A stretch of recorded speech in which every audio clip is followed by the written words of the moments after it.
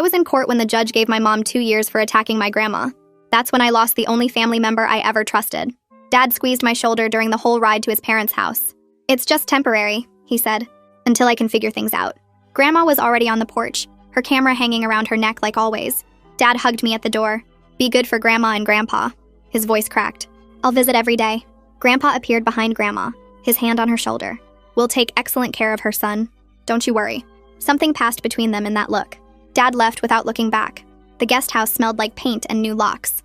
This will be your space, Grandma said, leading me through the converted garage. We want you to feel safe here. I noticed the windows had child locks installed. When did you? Oh, we've been preparing, Grandpa said from the doorway. His eyes tracked my every movement. Since your mother's first arrest, we knew this day would come. That night, I couldn't sleep. Their voices drifted through the thin wall between the guest house and their kitchen. We need to fabricate fresh bruises on our body, Grandma said. Make it seem like the child is abusing us. Tomorrow night, Grandpa replied, after she's had time to settle in. My blood went cold.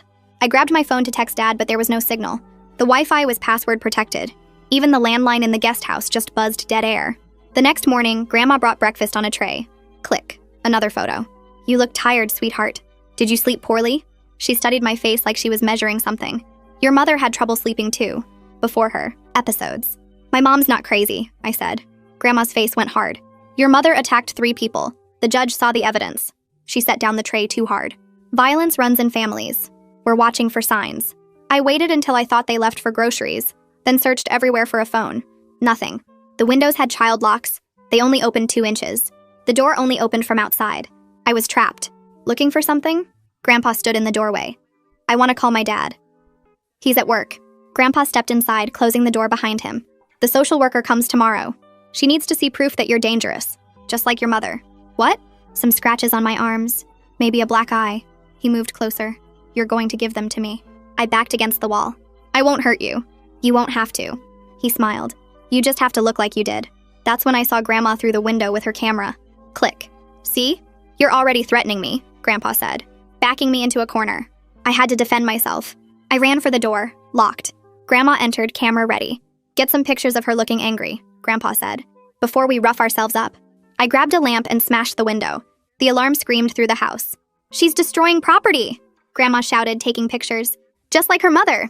I kicked out the glass and squeezed through. Hit the ground hard. My ankle twisted, but I ran across their lawn toward the neighbor's house.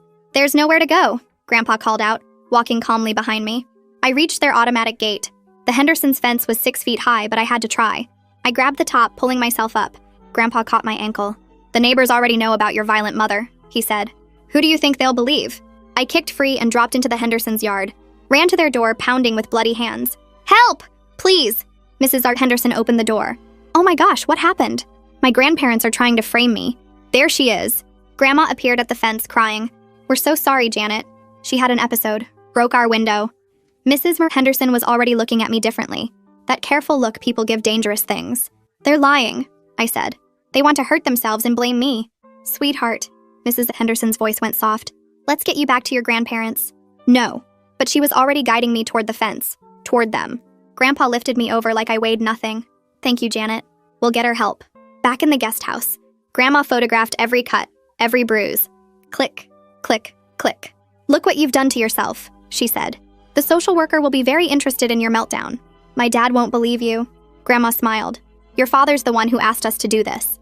He needs evidence for the divorce. Proof that your mother's violence passed to you. The room spun. That's why Dad wouldn't look at Mom in court. Why he left me here so fast. He was in on it. He wants her locked up forever, Grandpa said. And you in psychiatric care. Much cleaner than a custody battle. The front door opened. Dad's voice. Mom? Dad? How was she? We need to talk. Grandma called back. There's been an incident. Dad appeared in the doorway. Saw the blood. His face went carefully blank. Did she hurt anyone? Only herself, Grandpa said. So far. Dad nodded, still not looking at me. The social worker comes tomorrow. Everything will be documented, Grandma promised. They left me in the guest house with new locks on everything. Tomorrow the social worker would come. She'd see what they wanted her to see. Or so they thought. I spent the locked night replaying their voices through the wall. My phone clutched in my hand with the voice recorder app ready, even though there's no signal to send anything. Every creak of the house made me freeze, wondering if they were coming back to start their plan tonight. I didn't sleep at all, just stared at the ceiling and tried to figure out what happens when that social worker arrives tomorrow. The darkness pressed in on me, and I kept checking the door handle every few minutes to make sure it was still locked from the outside. My mind kept going back to Dad's blank face when he saw the blood, how he didn't even look at me. Around 3 in the morning, I heard footsteps in the main house and my whole body went tight, but they passed by without stopping at the guest house. I counted my breaths to stay calm, the way Mom taught me before everything fell apart. The hours crawled by so slowly, I thought morning would never come. Morning came with Grandma's key turning in the external lock, and she entered with another breakfast tray, and that camera around her neck like a weapon. She set the food down and studied my face with clinical interest, noting the dark circles under my eyes. I kept my expression blank and didn't touch the food until she left, checking it carefully for anything that might make me sick or drowsy. The eggs looked normal, the toast was just toast, but I sniffed everything before taking small bites. My stomach was too twisted to eat much anyway, but I forced down half the plate because I needed my strength. After I finished, I used the bathroom mirror to document my own appearance with my phone camera, taking pictures of my unbruised face and arms with timestamps. The photos saved to my device even without signal, creating a record of what I actually looked like before they tried to change the story. I angled the camera to catch every part of my face and neck, then took shots of both arms from different angles. My hands shook a little, but the pictures came out clear. I hid the phone in the bottom of my pillowcase where I could grab it quickly if I needed to record audio. The pillowcase had a small tear in the seam that made a perfect hiding spot. Grandpa brought lunch and made small talk about the weather, his voice friendly like we're a normal family. I responded in short sentences and watched his hands, remembering how he grabbed my ankle yesterday. When he asked if I slept well, I said yes, even though we both knew it was a lie, because I was learning that giving them nothing is its own kind of power. He smiled at my answer, but his eyes stayed cold, measuring me. He set the sandwich down and asked if I needed anything, still playing the concerned grandparent. I told him no and waited for him to leave, my heart beating hard the whole time he stood in the doorway.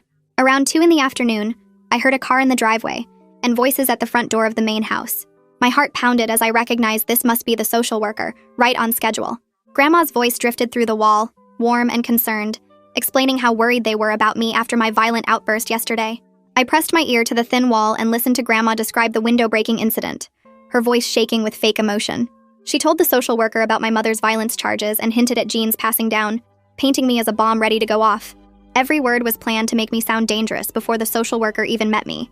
I heard her mention the neighbor having to bring me back, how I was screaming and out of control. The social worker's voice was harder to hear, quieter and more professional. The guest house door opened and Grandma entered with a woman in her 30s carrying a tablet and wearing a professional but kind expression. Lysandra Gibbs introduced herself as my caseworker and asked how I was doing with real concern in her eyes. Grandma stayed in the doorway with her camera, ready to document whatever happens next. I took a breath and asked Lysandra if we could speak privately, my voice steadier than I expected.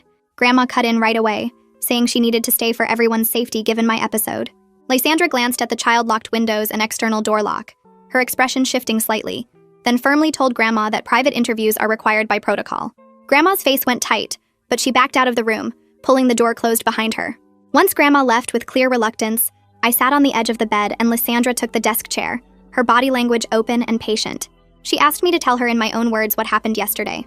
I started with the window breaking, but she gently stopped me, asking me to go back further, to when I first arrived here.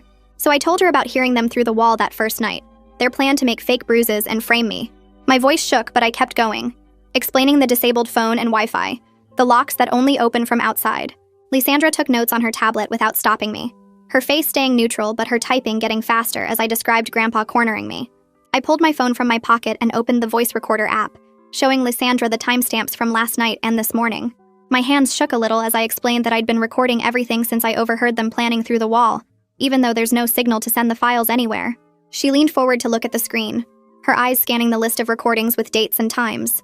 Then I reached under my mattress and pulled out the handwritten timeline I'd created last night, every event logged with the time it happened as close as I could remember. Lysandra took it carefully and started reading, her tablet forgotten for a moment as she absorbed what I'd written. She pulled out her tablet and photographed each page of my timeline, then took pictures of my phone screen showing all the recordings. Something changed in her face as she worked, a shift from professional concern to actual belief. She looked up at me and asked if she could listen to one of the recordings, and I nodded and played the one from last night where they talked about fabricating bruises. Her jaw tightened as Grandma's voice came through the speaker, talking about making it look like I hurt them. When it finished, she photographed my phone again, showing the audio file details, then asked if I had more. I showed her 3 other recordings, including the one where Grandpa said the social worker needed to see proof I was dangerous. Lysandra's typing got faster and more intense as she documented everything. She stood up and asked to see the window I broke yesterday. I pointed to where Grandpa had already covered it from outside with a big piece of plywood, blocking the whole frame. She went to the window and tried to open it, but could only get it to move about 2 inches before the child lock stopped it. She photographed the lock mechanism up close, then moved to each of the other 3 windows and photographed those locks too.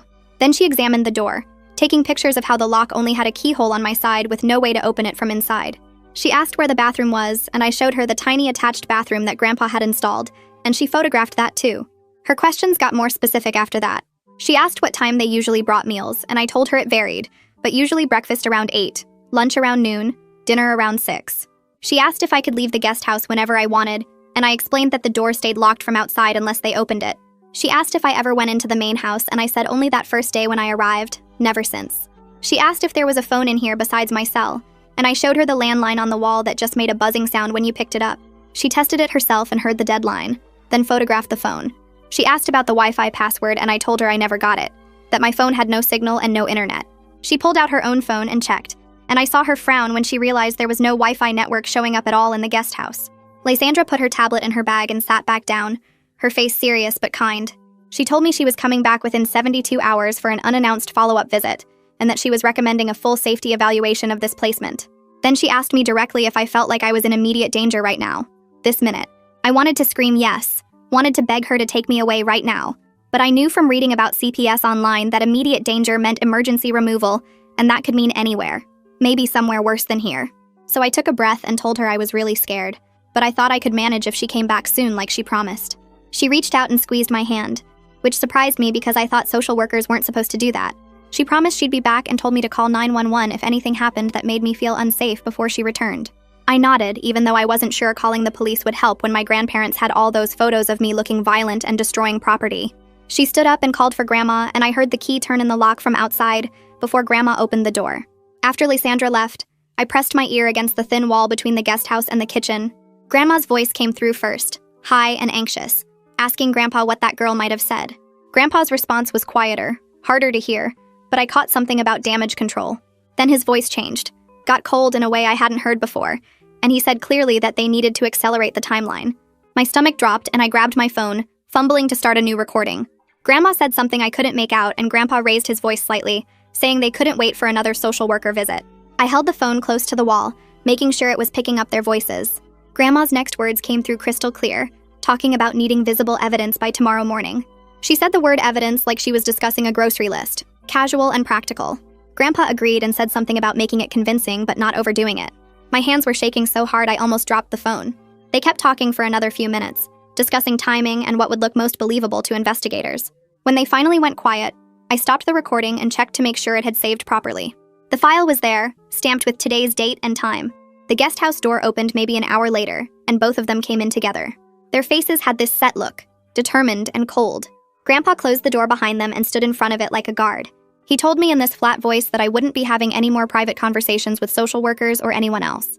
I backed up against the wall, my heart pounding, but I kept my hand in my pocket wrapped around my phone with the record button already pressed. Grandma stepped closer and said in this loud, careful voice that troubled teens can't be trusted to tell the truth about their own behavior. She was performing again, saying it like she wanted it recorded, but she didn't know I actually was recording. Grandpa added that they were responsible for my safety, and that meant supervising all my interactions from now on. I didn't say anything, just kept my face blank and my phone recording in my pocket. Grandma pulled out her camera and took a few photos of me standing against the wall, and I realized she was building her narrative again, making it look like I was being aggressive or defiant. They stood there for another minute watching me. Then Grandpa said dinner would be delivered at 6 and I was not to make any phone calls. They left and I heard the lock click from outside. The second they were gone, I pulled out my phone and stopped the recording. My hands shook as I checked the file, making sure their voices had come through clearly. It had. I grabbed my notebook and started writing down everything they'd just said while it was fresh in my mind, adding it to my timeline with the exact time. I wrote down Grandpa's words about no more private conversations, Grandma's statement about troubled teens and truth, their faces when they came in. My handwriting got messier as my hands shook harder, but I kept going until I had every detail documented. Then I looked at my jacket hanging on the back of the desk chair. I'd noticed yesterday that the lining had a small tear near the bottom hem. I grabbed the jacket and carefully worked my fingers into the tear, widening it just enough to slide the folded timeline pages inside the lining. I pushed them down toward the bottom hem where they'd be hidden between the outer fabric and the inner lining. Then I smoothed the jacket and hung it back up, checking to make sure you couldn't see the papers from outside. They'd have to actually rip open the lining to find them, and I didn't think they'd go that far during a casual search. That night, I barely slept. Every sound made me freeze, listening for footsteps approaching the guest house. The house settled and creaked, and each time I thought they were coming. Around 2 in the morning, I heard their voices again through the wall. I grabbed my phone and started recording, holding it against the wall. Grandpa's voice came through talking about how hard to hit, and my blood went cold. Grandma's voice responded, telling him not to go too far, that it had to look believable. They were actually discussing the mechanics of hurting themselves, debating whether a black eye would be more convincing than just bruising. Grandpa said something about using makeup to enhance whatever marks they made, and Grandma agreed that would be smart. I recorded everything, my phone hidden under my blanket, barely breathing so I wouldn't miss anything. They talked for maybe 10 minutes, planning out exactly what they'd do and when. Grandpa wanted to do it tonight, but Grandma said they should wait until right before the next social worker visit for maximum freshness. The casual way they discussed it, like planning a dinner party, made me feel sick. When they finally stopped talking, I checked the recording. It was all there, every horrible word. Morning came, but no breakfast appeared. I waited until 9, then 10, watching the door and listening for Grandma's key in the lock. Nothing. I realized they were changing their pattern, keeping me off balance by breaking the routine I'd gotten used to. My stomach growled, but I just drank water from the bathroom sink and tried not to think about food. Around 10:30, the lock finally turned and Grandma came in with a tray. She set it down and said loudly that I'd seemed very aggressive and unstable yesterday with the social worker. Her voice had that performing quality again, like she was talking to an invisible audience. She went on about how concerning my behavior was, and how worried they were about my mental state. I looked at the food, a sandwich and an apple, and started eating slowly. I didn't react to anything she said, just chewed and swallowed while she talked. She seemed frustrated that I wasn't giving her anything to work with. No angry responses or emotional outbursts. After a few more comments that I ignored, she left with her camera, having taken several photos of me eating in silence. My ankle was throbbing bad by mid-morning. When I stood up to use the bathroom, I had to grab the wall because putting weight on it sent sharp pain up my leg. I sat back down and rolled up my pant leg to look at it. The whole ankle was swollen, bigger than yesterday, and the bruising had spread up toward my calf in dark purple and yellow splotches. When Grandma came back to collect the lunch tray, I asked her if I could see a doctor. She looked at my ankle for a second, then said I was just trying to create more drama and get attention. I told her it really hurt, and I thought something might be wrong, but she waved her hand and said I'd be fine, that I was exaggerating like always. The way she refused felt calculated, deliberate. I realized they didn't want any medical professionals documenting my actual injuries, the real ones from jumping out their window. They needed a clean slate, so any marks that appeared later would obviously be new, obviously from me attacking them. If a doctor saw my ankle now and wrote it down, it would mess up their timeline. Around noon, I heard a car in the driveway, and then Dad's voice in the main house. My stomach dropped and I pressed against the wall to listen. He was asking how I was doing, his voice casual like he was checking on a pet they were watching. Grandma's response came through clearly, her tone worried and motherly as she told him about yesterday's social worker visit. She made it sound like I'd been suspicious and manipulative, asking for privacy like I had something to hide. She said my behavior was concerning and getting worse, that I'd been aggressive with her this morning. I waited, pressed against that wall, barely breathing as I listened for Dad to defend me, to question their story, to do anything that showed he still cared. But he just asked if they needed anything, if there was anything he could do to help. Grandma said they had it under control but thanked him for checking in. I heard him say he'd stop by again tomorrow, and then his footsteps heading toward the front door. He was leaving without even asking to see me. 10 minutes later, I heard footsteps on the gravel path outside and the guest house door opened. Dad stood in the doorway but didn't come inside, like crossing the threshold would somehow make him dirty. He kept one hand on the doorframe and looked at me with that careful expression people use when they're following a script they practiced. He asked if I was behaving myself for Grandma and Grandpa, his voice flat and controlled.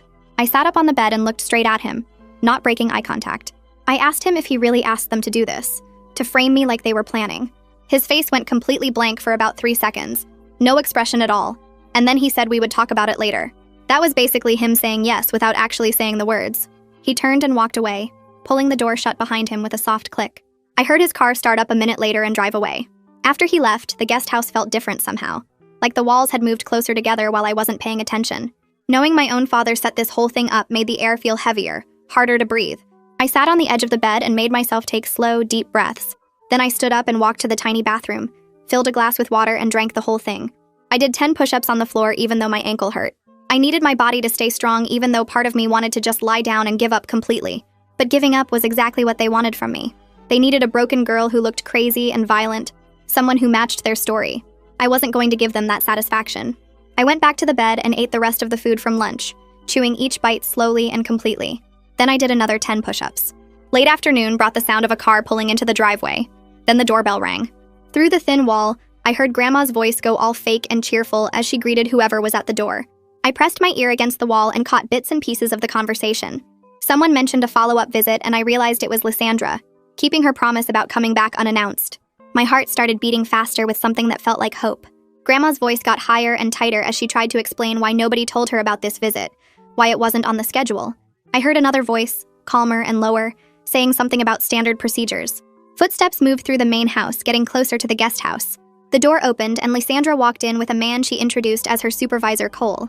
Both of them looked around the guest house like they were seeing it for the first time, even though Lysandra had been here before. Cole walked straight to the windows and examined the locks that only opened 2 inches. He asked Grandpa, who was standing in the doorway, why external locks were needed if I wasn't considered a flight risk. Grandpa started explaining something about safety concerns and making sure I didn't hurt myself, but his voice sounded weaker than usual. Having 2 CPS people asking questions at the same time seemed to throw him off his prepared answers. Cole took photos of the window locks with his tablet, then moved to the door and photographed the mechanism that only opened from outside. Lysandra looked at me and said she noticed I was limping during her first visit. She asked if I could show her my ankle. I sat down on the bed and rolled up my pant leg, revealing the swelling that had gotten worse over the past few days. The whole ankle was puffy and the bruising had spread up my calf in dark purple and yellow patches. Cole came over and took several photos from different angles, the camera clicking quietly. He asked when I had received medical attention for the injury. I explained that I asked Grandma twice to see a doctor, but she said I was just trying to create drama and get attention. Cole and Lysandra looked at each other for a long moment, some kind of silent communication passing between them. Cole typed something on his tablet, and I saw the word neglect on the screen before he angled it away from me. They asked me to tell them what happened again, but they worded the questions differently than last time. They were checking if my story stayed the same or if I changed details. I told them about hearing Grandma and Grandpa through the wall last night, planning to accelerate their timeline. I described Dad's visit and how he refused to deny being involved when I asked him directly. I mentioned Grandpa's threat that I wouldn't be allowed private conversations anymore. Lysandra's professional face cracked for just a second, and I saw real anger flash across it, anger for me, before she smoothed her expression back to neutral. She said they were taking this very seriously and documenting everything carefully. Cole added more notes to his tablet, his fingers moving fast across the screen. After they left, I heard raised voices in the main house, louder than before. The guest house door flew open and Grandma stormed in, her whole body shaking with rage. She demanded to know what lies I told them this time, what stories I made up to make her and Grandpa look bad. I sat on the bed and didn't say anything, just looked at her calmly. My silence seemed to make her even angrier. She said if I kept making up stories, she would take away my bathroom privileges and I could use a bucket instead. Grandpa appeared behind her in the doorway and put his hand on her shoulder. He told her in a tight, controlled voice that they needed to be careful now, because CPS was probably watching them more closely. Grandma took a deep breath and left without another word, but I could hear her angry footsteps all the way back to the main house. The next morning, I woke up to silence instead of Grandma's key in the lock. I waited for about an hour, wondering if they were going to bring food at all. Finally, I heard something slide across the floor near the door. I got up and found a paper plate with toast and a banana shoved through the gap at the bottom of the door. They were avoiding face-to-face contact now, probably on advice from a lawyer who told them to minimize interaction. The isolation felt like another kind of punishment, another way to make me feel small and powerless. I ate the food mechanically, chewing without tasting anything. Then I pulled out my handwritten timeline and added this new detail, noting how their behavior kept changing in response to CPS scrutiny. Every change they made was more evidence of their guilt. Around midday, I heard a vehicle pull up outside, different from the grandparents' car. Male voices drifted through the window, then Grandpa's angry tone saying something about not being able to walk around the property without permission. A calmer male voice responded with words like child safety investigation and legal authority. I realized CPS was doing some kind of inspection of the whole property, not just the guest house. I pressed my face against the 2-inch gap in the window, trying to see what was happening in the yard. I could see Cole walking around the perimeter of the guest house, taking photos of the exterior locks and the boarded-up window I had broken. Lysandra was with him, pointing at things and making notes on her tablet. The guest house door opened and both of them came inside, their faces serious in a way that made my stomach flip. Requested Reds is on Spotify now. Check out link in the description or comments. Cole looked at me directly and said they were implementing immediate safety modifications to this placement. He explained that the door had to be able to open from inside, so I could get out in an emergency. The windows needed to be fully functional, not locked to only open 2 inches. And I had to have access to a working phone for emergencies. Grandpa started to object from the doorway, saying something about safety protocols. But Cole cut him off with a bunch of legal language about compliance requirements and mandatory conditions for continued placement. A locksmith would arrive within the hour to make the changes. Grandpa's face went red, but he didn't argue anymore, just turned and walked back to the main house with stiff, angry movements. The The locksmith showed up about 40 minutes later with a big toolbox and started working on the door right away. Grandpa stood in the doorway watching every move, his jaw tight and his hands clenched at his sides. The locksmith drilled out the old lock mechanism and installed a new one with a handle that worked from both sides. I stood there watching too, not believing this was actually happening. The locksmith tested it a few times, showing me how to turn the handle from inside to open it. Then he moved to the windows and removed all the child safety locks one by one, dropping them in a plastic bag. Each window now opened all the way instead of just 2 inches. The locksmith asked if I wanted to test them, and I did, pushing each one open as far as it would go. Fresh air came in, and I could actually fit through the opening if I needed to. Grandpa made a noise in his throat but didn't say anything, just watched with this look on his face like he wanted to break something. The locksmith packed up his tools and left, and Grandpa walked out right behind him without looking at me. Lysandra came back in carrying a small phone in a clear plastic case. She handed it to me and explained it was for emergencies only, that they would be checking the usage records. Her direct number was already programmed in along with 911 and the main CPS line. I turned the phone over in my hands, not quite believing I was holding a working phone again. Grandma appeared in the doorway, her arms crossed over her chest. For once, she didn't have the camera around her neck. Her face looked pinched and angry, like she was holding back words she wanted to say. Lysandra told me to keep the phone charged and with me at all times. She said if anything happened, anything at all that made me feel unsafe, I should call immediately. I nodded and slipped the phone into my pocket. After they left, I sat on the bed for a long time just looking at the door handle that I could now open myself. The change felt huge even though it was just a piece of metal. I got up and walked to the door, turned the handle, pulled it open, closed it, opened it again. I did this maybe 10 times, just proving to myself that I could. Then I went to each window and opened them all the way, stuck my head out, pulled them closed again. The psychological shift was enormous. I wasn't completely trapped anymore. That night, I couldn't stop testing the door lock. I would lie in bed for a while, then get up and open the door, look out at the dark yard, close it again. Around midnight, I pulled out the emergency phone and dialed Lysandra's number just to hear it ring. It rang twice, and I hung up before she could answer.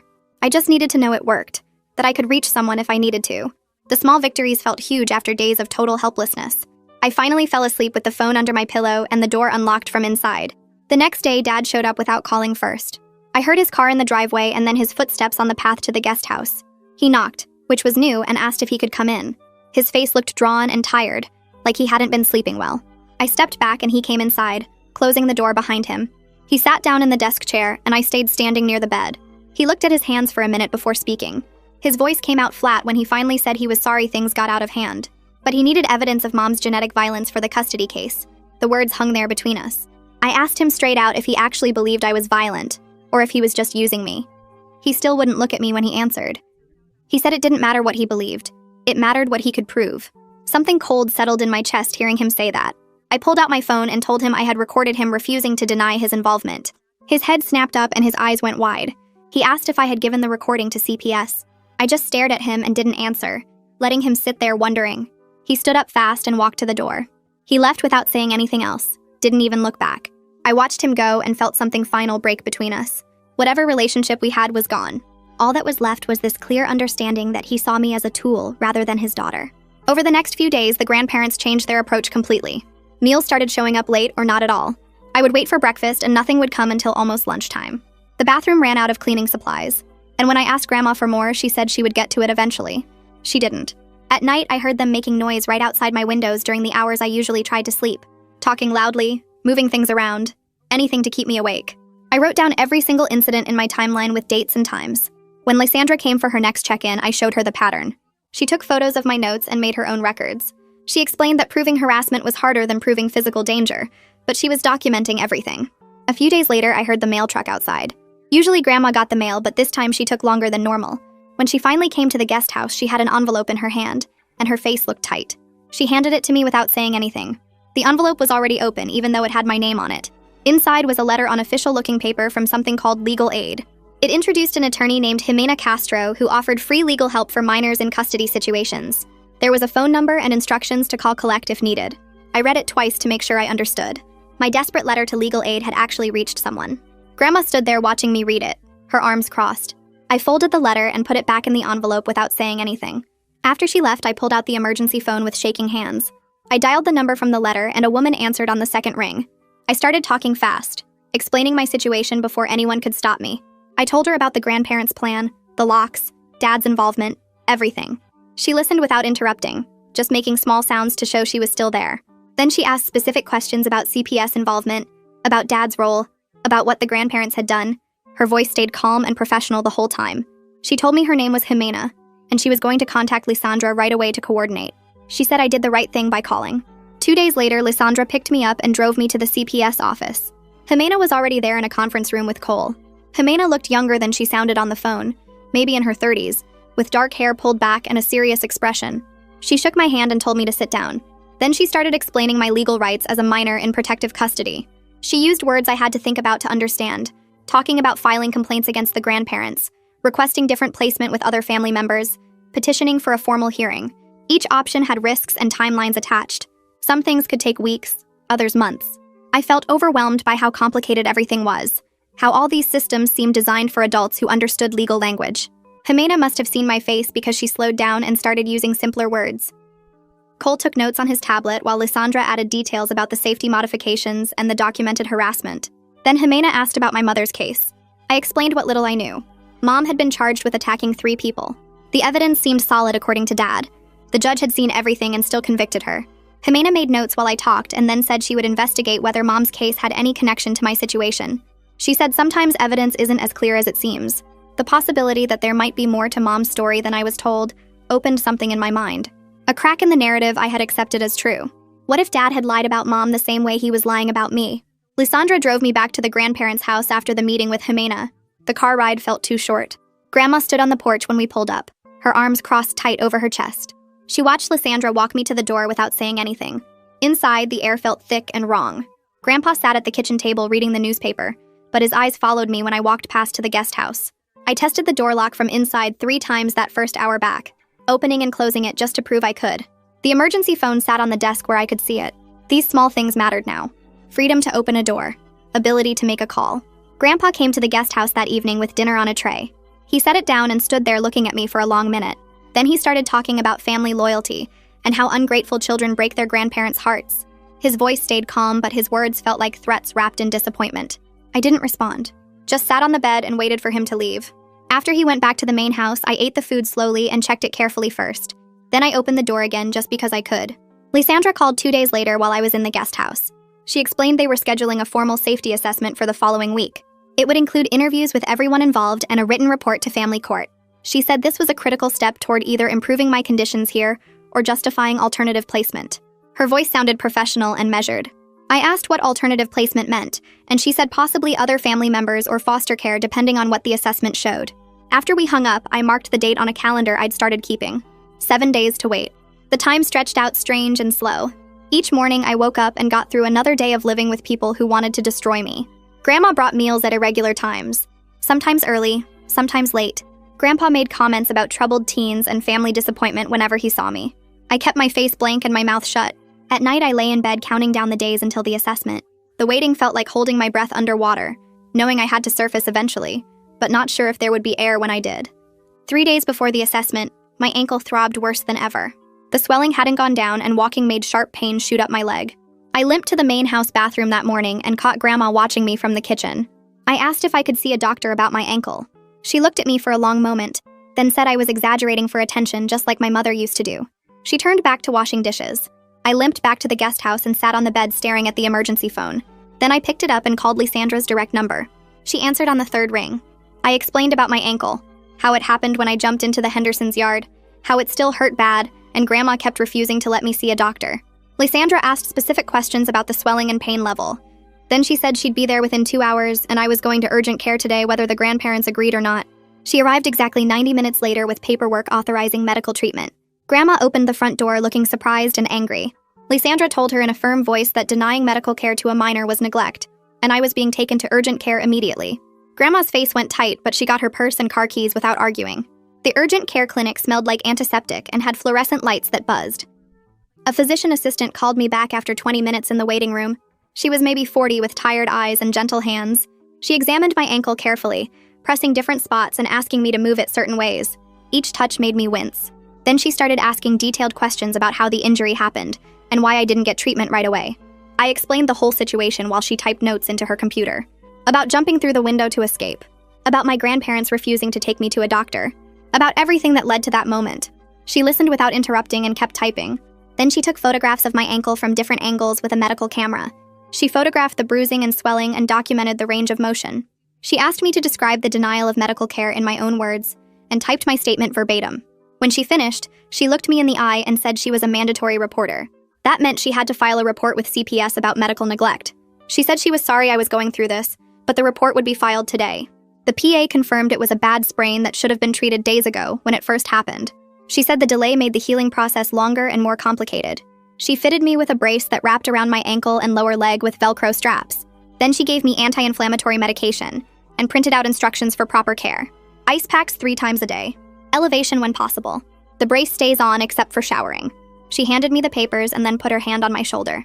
She asked if I felt safe at home. The question hung in the air between us. I told her honestly that I didn't know, that I had a caseworker now and people watching, but I still lived with my grandparents, and they were angry about the oversight. She squeezed my hand and said the report would be filed today, that it would add another piece of documentation to my case file, that every report mattered and helped build the full picture. Her hand felt warm, and I wanted to cry but didn't. Grandma drove me back to the house in complete silence. Her hands gripped the steering wheel tight and her jaw clenched. We pulled into the driveway and she got out without looking at me. I followed her inside, limping less now with the brace supporting my ankle. Grandma went straight to the kitchen phone and dialed. I heard Dad's voice answer, and then Grandma started talking fast and angry about CPS overreach and my manipulation of medical professionals. I went to the guest house, but the wall between was thin enough to hear everything. Grandma described me as a pathological liar who had everyone fooled. She said I was dangerous and manipulative just like my mother, that I'd learned how to play the victim and turn people against my own family. Dad's voice responded, but I couldn't make out his words. Just Grandma's half of the conversation painting me as the villain in this story. The irony hit me hard. She was calling me a liar while actively planning to frame me for violence I didn't commit. She was describing me as manipulative while she and Grandpa had orchestrated this entire situation. If it weren't so scary, it would have been funny. But mostly it was just terrifying knowing she believed her own lies, or at least could sell them convincingly enough that other people might believe them too. That night after dinner, I spread everything out on the bed. The emergency phone with all the recorded conversations saved in the voice memo app. The handwritten timeline I'd been keeping with dates and times and details of everything that happened since I arrived. The paperwork from urgent care with the PA's documentation and the mandatory reporter statement. The photos on my phone showing the window locks before they were changed, and the external door lock that used to trap me inside. Jimena's business card with her direct number and the legal aid office address. I gathered it all together and folded 2 pieces of notebook paper to create a simple folder. I labeled it with today's date in clear handwriting. Then I slid all the documents inside and tucked the folder into the lining of my jacket, where I'd been hiding my other papers. The jacket hung in the small closet. If something happened to me, if the grandparents succeeded in making me look violent or crazy, if I disappeared into psychiatric care like they wanted, there would be a record. Someone would find it eventually. The evidence would tell the truth even if I couldn't. The night before the assessment, I lay in bed trying to sleep, but my brain wouldn't stop. I kept running through what I needed to say and how to say it calmly, how to present the facts without sounding emotional or unstable, how to show them I was credible and my grandparents were the dangerous ones. Around midnight, I heard voices in the kitchen. Grandpa's voice came through the wall first, insisting they needed to show some evidence before the assessment, that they couldn't just talk about my violence, they needed something visual. Grandma's voice responded, but she sounded uncertain for the first time since I'd arrived. She said she was worried about going too far with so much scrutiny on them now, that CPS was watching everything and one wrong move could backfire. Grandpa argued that without evidence, the assessment would go in my favor, and they'd lose control of the narrative completely. I grabbed the emergency phone and started recording, holding it near the wall to capture their voices. They debated back and forth about whether to proceed with their original plan, about how much injury would be believable, about timing it so the marks would be fresh for the assessment. I recorded every word, my hand shaking but keeping the phone steady against the wall. The conversation lasted almost 15 minutes before they finally went to bed. I saved the recording with the date and timestamp and added it to my evidence folder. Morning came too fast and too slow at the same time. I heard cars in the driveway around 9, Lysandra's voice at the front door, then Cole's deeper voice, then a woman I didn't recognize. The guest house door opened and Lysandra came in first, followed by Cole and another woman she introduced as a child psychologist. The psychologist looked maybe 50 with gray hair pulled back and kind eyes behind wire-rimmed glasses. They asked if they could sit down and interview me here in the guest house. I said yes and sat on the bed while they took the desk chair and the folding chairs Grandma had brought in.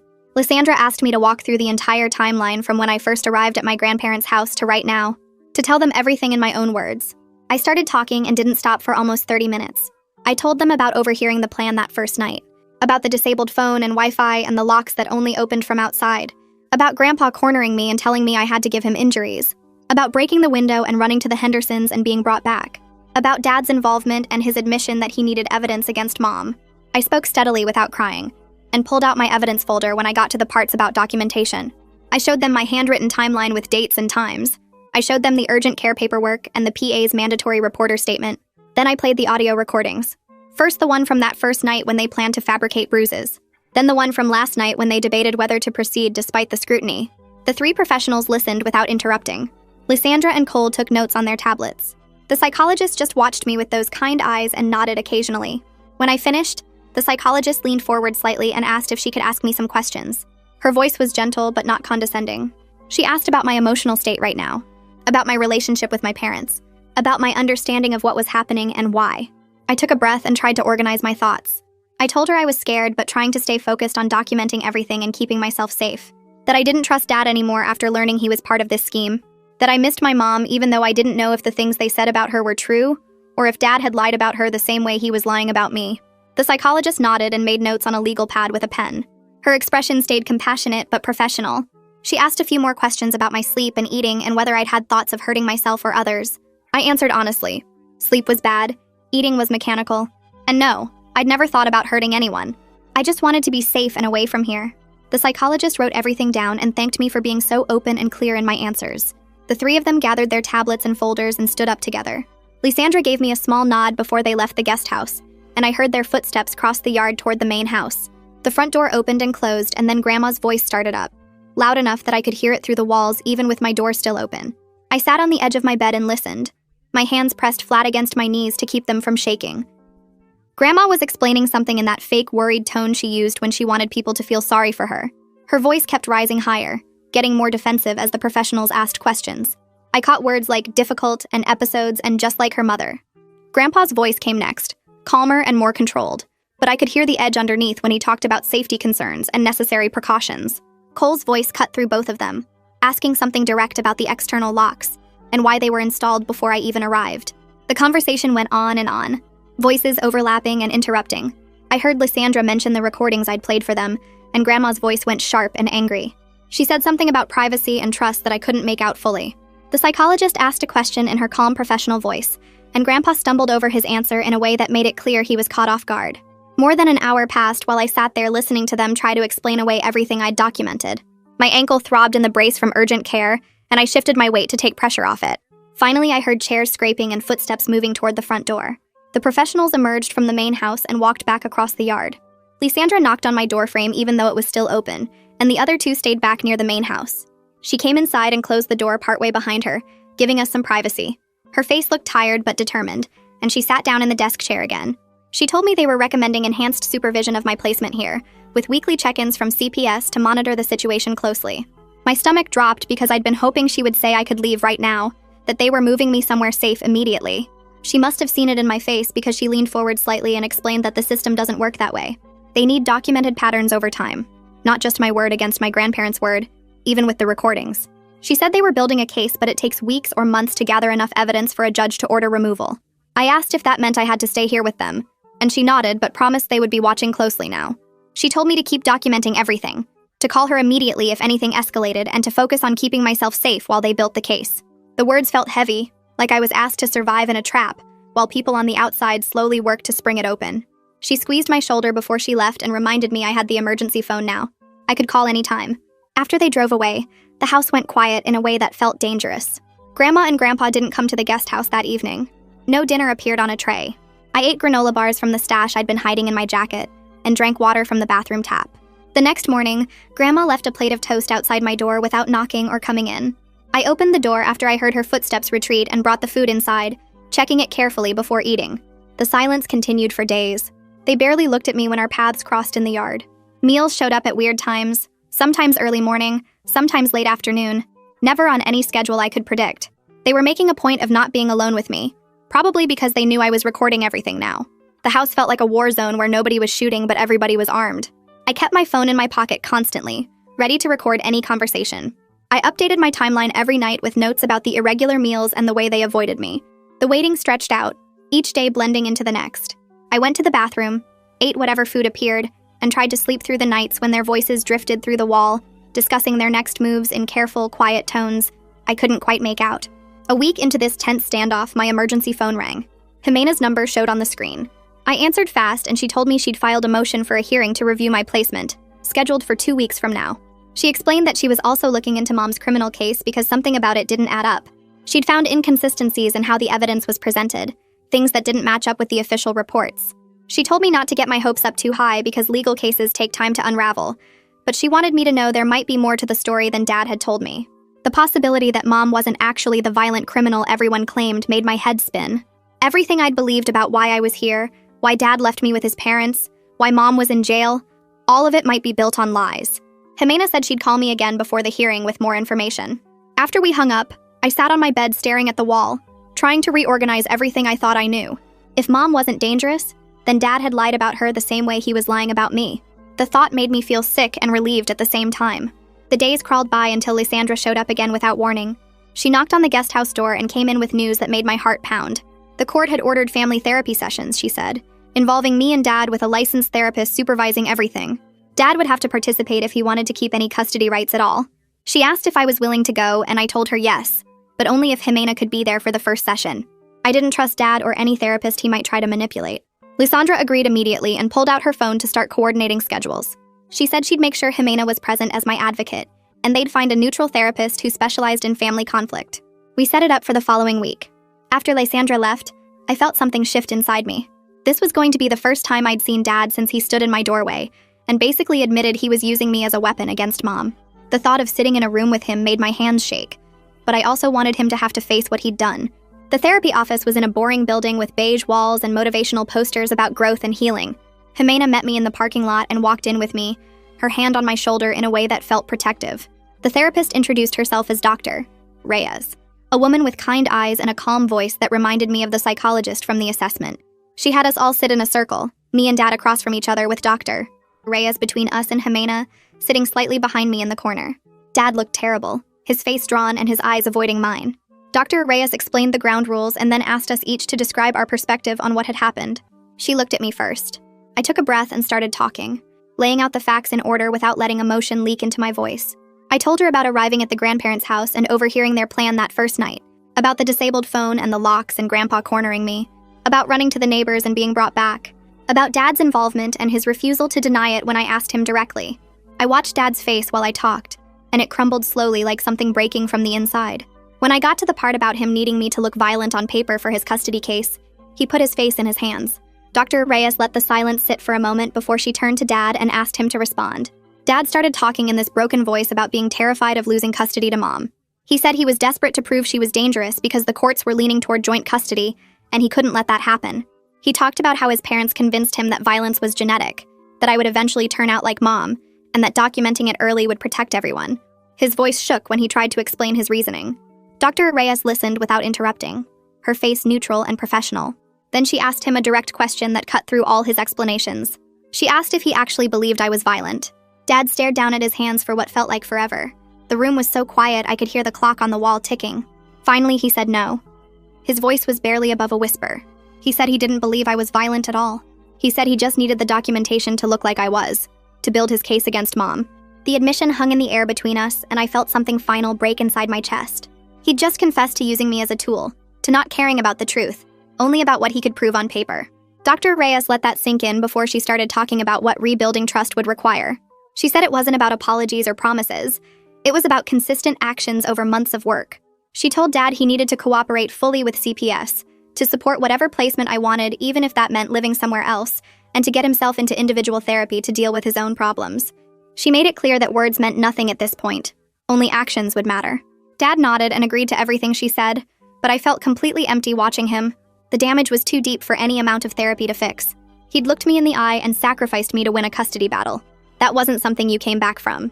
After the session ended, Jimena walked me out to the parking lot where Lysandra was waiting in her car. Jimena stopped before we reached the car and turned to face me. She told me quietly that she was impressed by how I'd handled myself in there.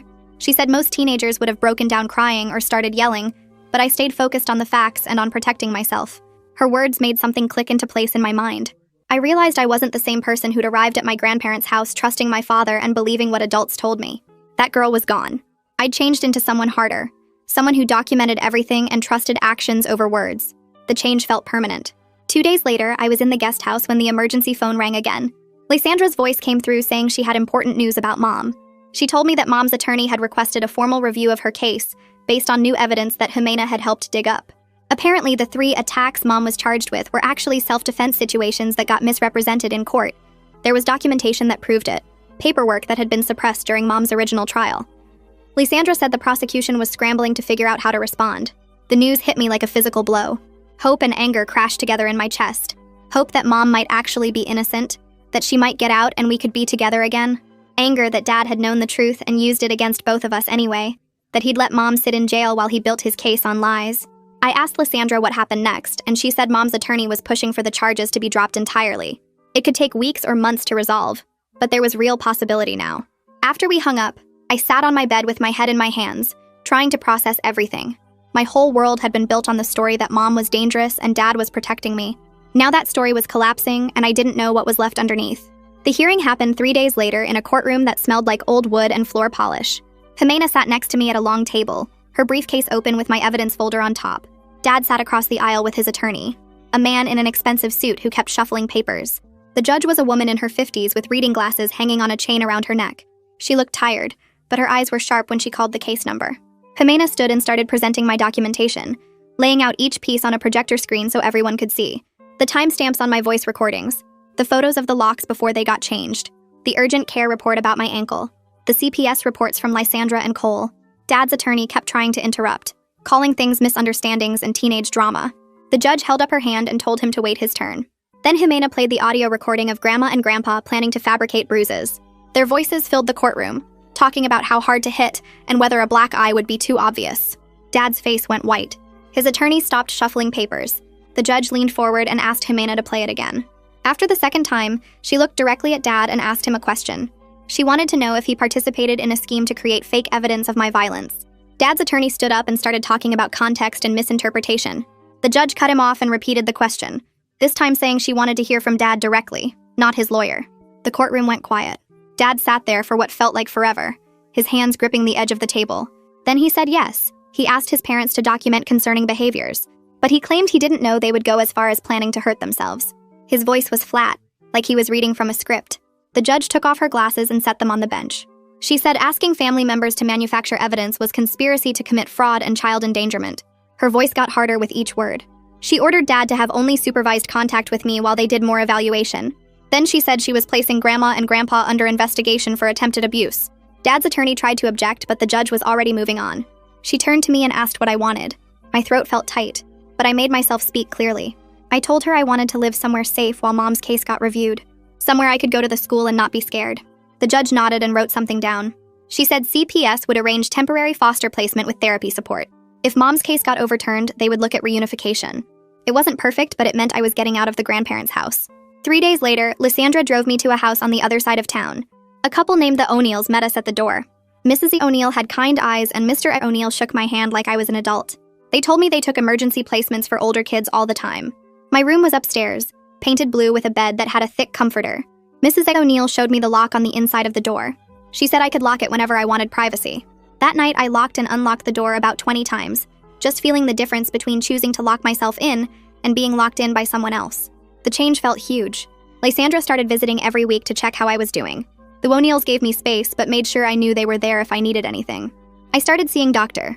Reyes for therapy sessions twice a week. At first, the nightmares were terrible. I dreamed about being trapped in the guest house with the windows only opening 2 inches. I dreamed about Grandpa's hand on my ankle. I dreamed about Dad's blank face when he saw my blood. Dr. Reyes taught me breathing exercises and ways to calm down when I woke up scared. Slowly, the dreams came less often. After a few weeks, I started sleeping through most nights. 6 weeks after the hearing, my phone rang during breakfast. It was Jimena calling with news about Mom. She said Mom's conviction got overturned and she was released while the prosecution figured out what to do next.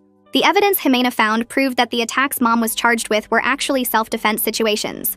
Dad had known the truth and used it against both of us anyway. Mom was going to stay with her sister while everything got sorted out. CPS approved supervised visits with me. I felt scared and hopeful at the same time. I hadn't seen Mom in months, and I didn't know if we could fix what got broken. The first visit happened at a CPS office with Lysandra sitting in the corner. Mom walked in and saw me and started crying. She kept saying she was sorry. Sorry she couldn't protect me. Sorry I had to go through everything alone. I cried too, and we held each other while Lysandra looked at her tablet and pretended not to watch. Mom explained how Dad manipulated evidence to make her look dangerous because he wanted sole custody. She'd been fighting from jail to prove her innocence while I was trapped at the grandparents' house. We had a lot to rebuild, but for the first time in months, I felt like I had a parent who actually wanted to protect me. Over the next month, Mom's visits got longer and happened more often. CPS watched how she was doing and whether she had stable housing.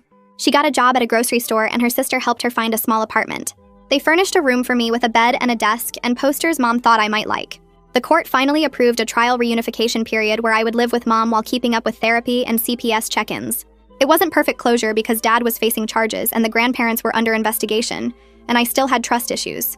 But it was real progress toward actual safety. On moving day, I packed my things at the O'Neill's house and thanked them for giving me a safe place when I needed it most. I brought my evidence folder with me to Mom's apartment, not because I needed it anymore, but because it showed everything I survived and documented. Mom saw it when I was unpacking, and she understood without me having to explain. She hugged me and promised I would never have to fight alone again. I wasn't dumb enough to think everything would be perfect now, but I was safe, and I was believed, and I had a parent who actually protected me.